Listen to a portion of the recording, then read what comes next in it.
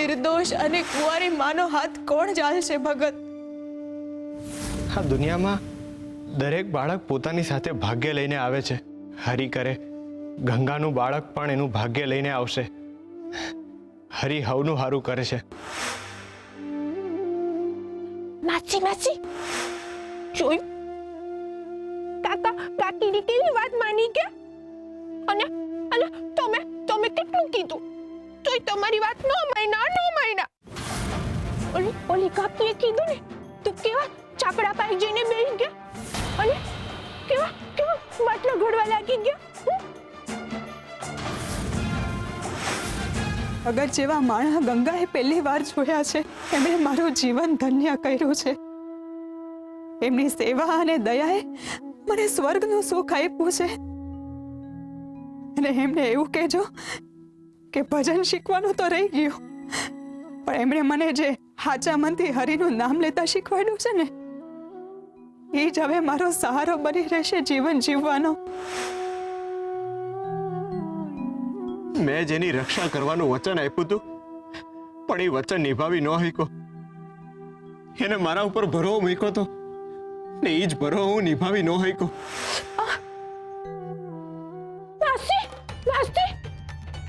માસી ઉઠ્યું? ચક્કુ લાગ્યો તમને? બહુ દુખ્યું?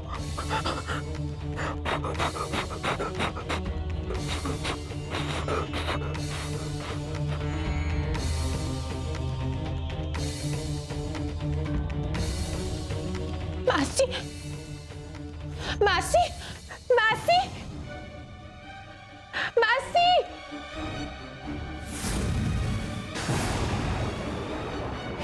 માસી ઝટકો તો બરાબર લાગ્યો ને? હજુ તો આ શરૂઆત છે. હવે તમે જુઓ આ આમલી કેટલા ચટકા ભરે છે. હવે ભોગવો આ મીઠીનો ભાર.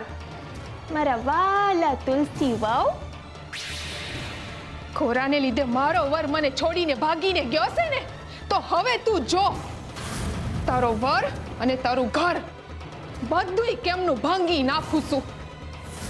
તારા વરના કારણે મારો સંસાર બગડ્યો છે ને, તો હવે તું જો તારા સંસારના કેવા ચીથડા ઉડાવી દઉં છું. તું જો તુલસી, તારા અને ઘોડા વચ્ચે હું એવી ગંગા વહેવડાવું છું કે એ પાણી ઘી બનીને તારા સંસારને ભડકે બાળશે. હવે તારો સંસાર બાળીને રાખ ન કરી દઉં તો મારું નામ મીઠી નહીં. આ શું કરો છો? આ તુલસીએ ગંગા હારે કઈ કર્યું લાગે છે, જોવું પડશે.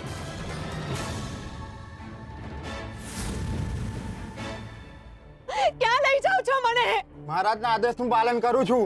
મને આટલી બધી તકલીફ આપ્યા પછી પણ તમારા મહારાજને શાતા નથી વળી. છોડ મને. નથી છોડી તને. ક્યાં લઈ જાઓ છો મને? મહારાજે કહ્યું છે માધવપુર ગામની સફાઈ કરવાની છે. સફાઈ?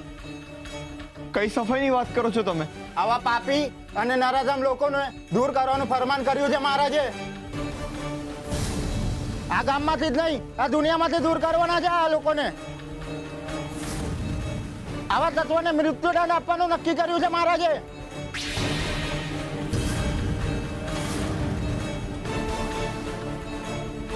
આવા નક્કામાં લોકોને ગામના કચરા સાથે બારી નાખવાના છે. આને જ નહીં, આ બંનેને આગમાં ભૂમી દેવાનો આદેશ છે મહારાજનો. હું નહીં, રોકાઈ જાઓ.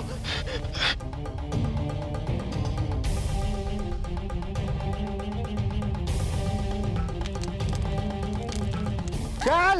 નહીં, છોડી દો મને. મને ન મારો.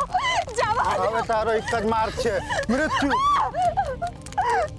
નહીં, ગંગા.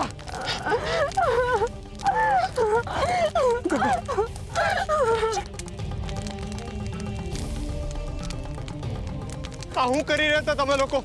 ને આ તો તમારા મહારાજનો કેવો આદેશ? તો એમાં ખોટું છે? પાપને ધોવાટું આવું જ કરવું જોઈએ ને. એકદમ સાચી વાત છે. પાપને તો બાળવું જ જોઈએ. નહીં તો ઈ પાપ આખા ગામને બાળી નાખે. અમારામાંથી તો કોઈ ના કરી શક્યું, પણ મહારાજના મનમાં તો અમારી વાત જ આવી. પાપ? આને હું પાપ કર્યું છે?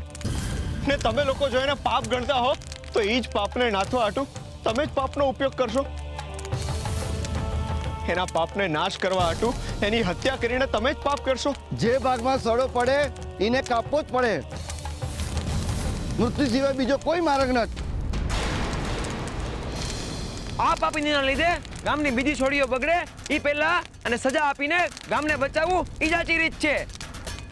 અભાગી તો છે જ ગંગા, પણ હવે તેના ભાગે આખા ગામે ભોગવવું પડે છે.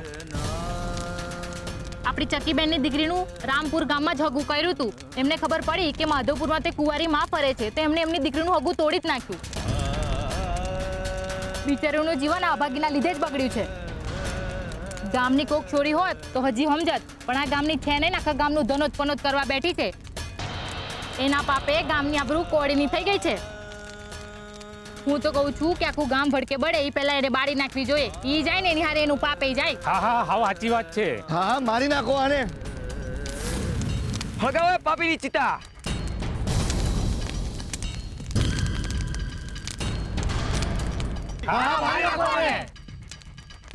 ખબરદાર!